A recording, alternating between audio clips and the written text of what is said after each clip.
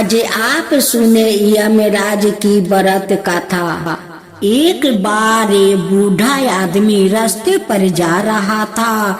चलते चलते थक गया तो वहाँ एक पत्थर पर बैठकर सुस्ताने लगा। अचानक उसकी नजर एक बहुत बड़े बिच्छू पर पड़ी। वो बिच्छू मुर्ग जितना बड़ा था। बूढ़े के देखते ही देखते वो सांप में बदल गया और रेंगते हुए दूर चला गया। बूढ़ा उसकी पीछा करने लगा। देखा क्या बात है, सांप पूरे दिन और रात चलता रहा। कभी इधर जाता कभी उधर जाता। थोड़े फसले से बूढ़ा उसके पीछा लगा रहा। एक बार वो एक सराय में घुसा और कई यात्रियों को मार डाला। फिर वो राजमहल गया और राजा को अपनी शिकार बनाया। फिर वो पानी की टंकी के सहारे रानी के निवास में घुसा और छोटी राजकुमारी को अपना शिकार बनाया। सांप जहाँ भी जाता कुछ देर बाद वहाँ कोहराम मच जाता। बूढ़ा छाया की तरह चुपचाप उसका पीछा करता रहा। चलते चलते वो एक नदी पर पहुँचा। वहाँ कुछ पटेहाल यात्री बैठे हुए थे। वो नदी के उस पार जाना चाहते थे, पर उनके पास नाव वाले को देने के लिए पैसा नहीं थे। सांप ने लंबी तगड़ी भैंसे का रूप धारण किया और नदी के किनारे जाकर खड़ा हो गया। उसे देखकर यात्रियों ने कहा, यह भैंसा उस पार अपने घर जाएगी। चलो इसकी पीठ पर बैठ जाएंगे और इसकी पोंछ पकड़कर ले इसके साथ हम भी उस पार पहुंच जाएंगे। ओ भैंसे की पीठ पर बैठ गया। भैंसे नदी में तैरने लगी। मझधार में पहुंचकर उसने ऐसी उछाल कूदे मचाई कि सब पानी में डूब गया। इस बीच बूढ़ा भी नाव से नदी के उस पार पहुंच गया। दूसरे किनारे पर भैंसा अदृश्य हो गई। उसके स्थान पर एक सुंदर बैल खड़ा था।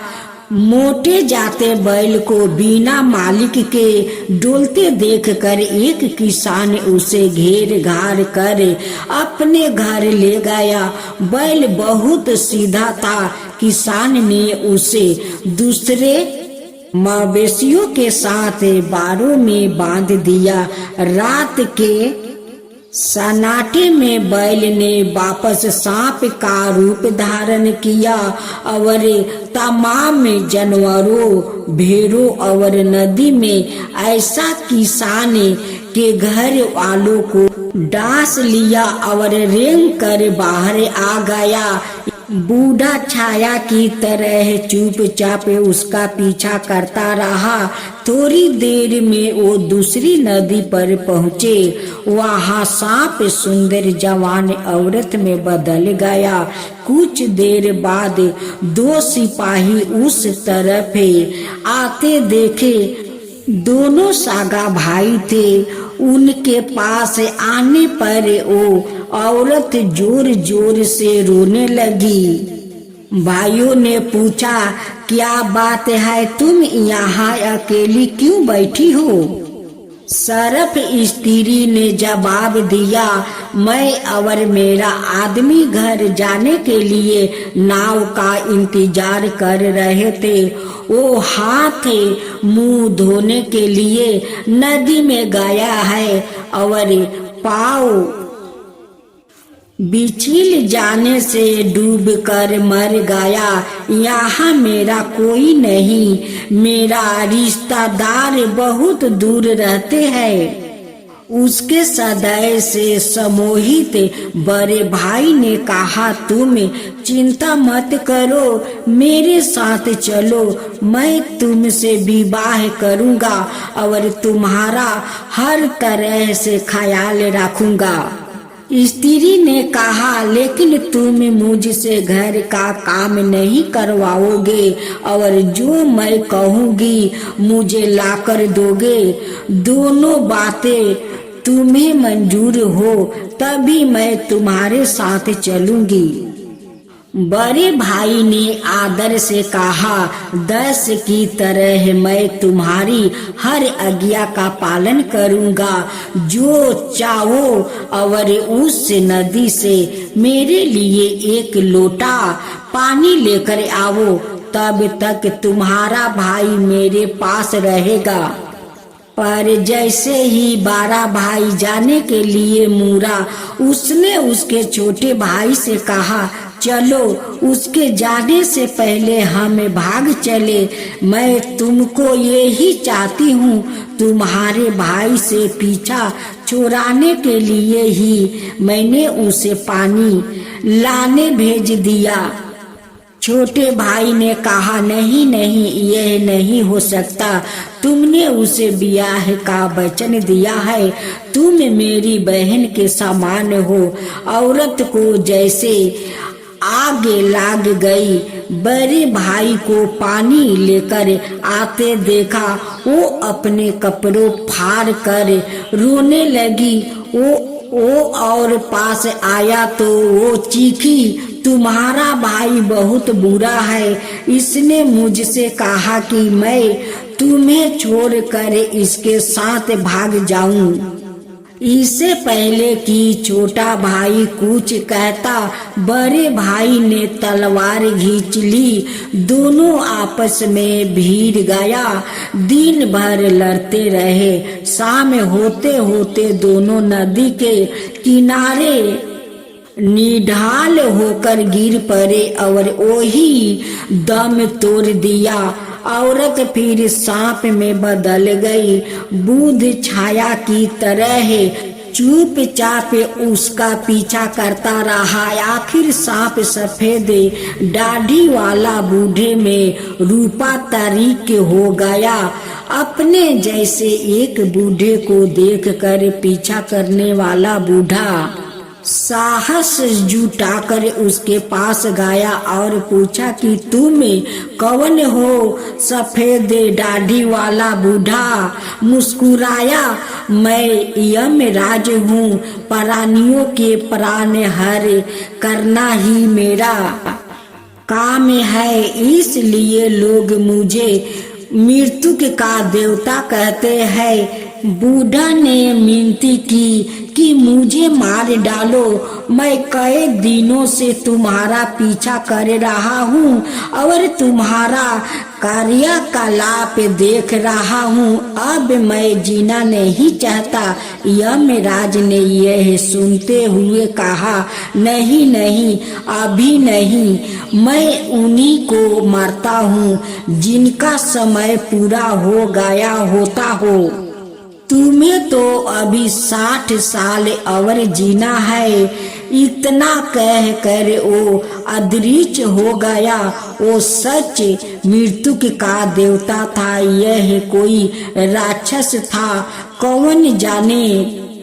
दृष्ट प्राणी अपनी दृष्टता कभी नहीं छोड़ता। मृत्यु एक अटल सत्य है। दक्ष ने युधिष्ठिर से प्रश्न पूछा कि यह बताओ कि दुनिया में सबसे बड़ा आश्रय क्या है? युधिष्ठिर ने कहा कि प्रतिदिन लोग यह देखते हैं कि किस प्रकार मनुष्य मृत्यु को प्राप्त हो रहा है, फिर भी वो यह सोचते हैं कि मैं कभी नहीं मरूंगा। यही दुनिया का सबसे बड़ा आश्रय है, इसलिए यह मौत भूलिए कि मौत सबको एक ना एक दिन गले जरूर लगेगी। सब सांप के रूप में, कभी बिच्छू के रूप में, कभी कैंसर के रूप में, तो कभी कबीर के रूप में। इसलिए जब तक जिए खुशी पूर्वक जिए और मानवता की भलाई के लिए जिए। काफी आराम मिल चुका था। इस तरह यह कर्म चलता रहता है। इसी वजह से इस महीने का नाम खरमास रखा गया। इस प्रकार पूरे पुष मास में खरे अपनी धीमी गति से बर्मन करते हैं और इस माह में सूर्य की तीव्रता बहुत कमजोर हो जाती है। पुष के पूरे महीना में पृथ्वी की उत्तरी गोलरीध में सूर्य का प्रभाव कमजोर हो जाता है।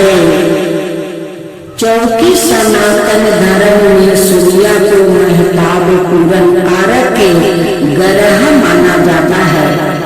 ऐसे में सूर्य की कमजोरी स्थिति को अशुभ माना जाता है। इस कारण खरवास में किसी भी तरह के मंगलिक कार्यों पर रोक लगा दी जाती है। ब्रह्म मुहूर्त में उठकर स्नान आदि से निवृत्त होकर तांबे के लोटे में जल, रोली, लाल चंदन, शहद, लाल पुष्पा डालकर सूर्य देव को अर्घ दे। इस महीने में सूर्य देव को अर्घ देना बहुत फलदायी है। शनिदेव की जय हो, शनिदेव की जय हो। शनिदेव साक्षात रुद्र है। उनकी शरीर क्रांति इंद्रा नीलमणि के समान है। शनि भगवान के शीश पर सबलन मुकुट, गले में माला और शरीर पर नीले रंग की वस्तु सुशोभित है। शनि देव गिद्ध पर सवार रहते हैं। हाथों में कर्मश, धनुष, बाण, त्रिशूल और वर मुद्रा धारण करते हैं। वो भगवान सूर्य और छाया सबलन के पुत्र है। वो कुर ग्रह माने जाते हैं। इनकी दृष्टि में कुर्ता का मुख के कारण उनकी पत्नी का श्राप है। ब्रह्म पुराण के अनुसार कन्या काल से ही शनि देव भगवान श्री कृष्ण का अनाय भक्त थे। वो भगवान श्री कृष्ण के अनुराग में निमग्न रहा करते थे। युवा आस्था में उनके पिता श्री ने उनका विवाह चित्ररथ की कन्या से करवा दिया। उनकी पत्नी सती साध्वी एवं परम तेजस्विनी थी। एक रात्रि वो ऋतु स्नान कर पुत्र प्राप्ति की इच्छा लिए शनिदेव के पास पहुँची। पर देवता तो भगवान श्री कृष्ण के ध्यान में लीन थे। उन्हें ब्रह्म संसार की सुधि ही नहीं थी। उनकी पत्नी प्रतीक्षा करके थक गई। उनका रीत काल निष्फल हो गया। इसलिए उन्होंने क्रोध होकर शनिदेव को श्राप दे दिया कि आज से जिसे तुम देखोगे वह नष्ट हो जाएगा। ध्यान टूटने पर शनिदेव ने अपनी पत्नी को मनाया। उनकी धर्म पत्नी को अपनी भूल पर पछतावा हुआ, किंतु श्राप के प्रतिकार की शक्ति उनमें नहीं थी।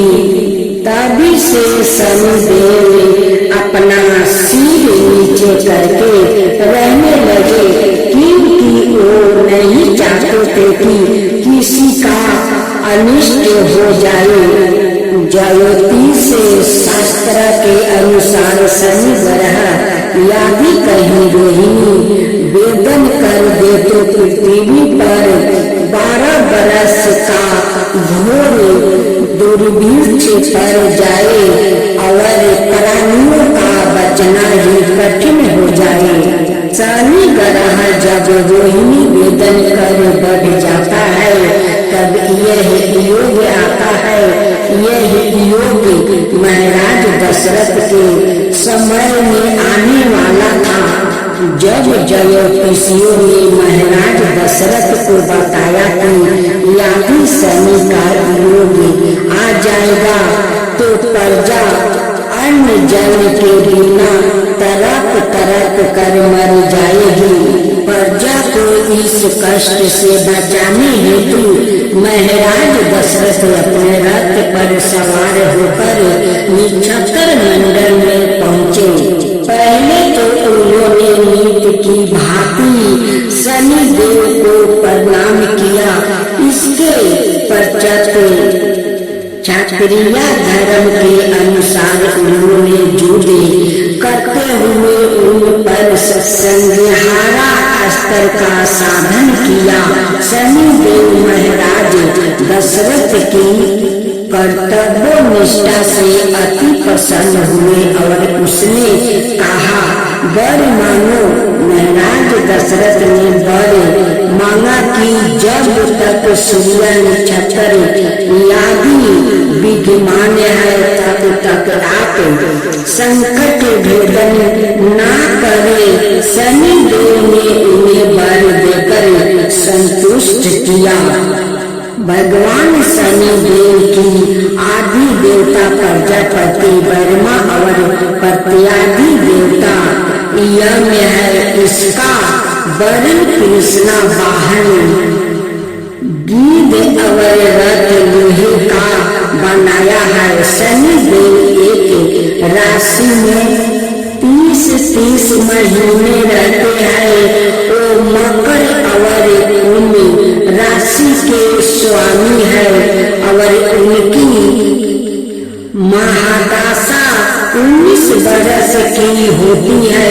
इनकी शांति के लिए मृत्युंजय में जप नीलम धारण ब्राह्मण को तिल भैंस लोहा तेल काला वस्तु नीलम काली गौ जूता कस्तूरी और सुवर्ण का दान देना